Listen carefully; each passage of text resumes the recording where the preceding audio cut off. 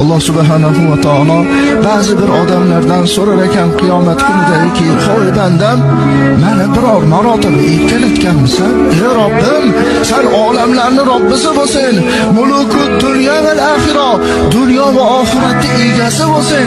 Qanday seni erkalatiladi?" Shunda Alloh taolo aytar ekanki, "Meni 99 ta ismi sifatim bor.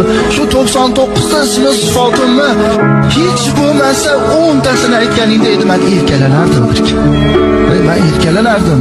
Necha yil umr kechirding? 70 yil, 80 yil umr kechiribman.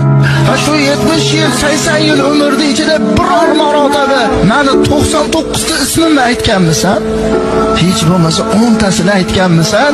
70 yil umr kechiribsan.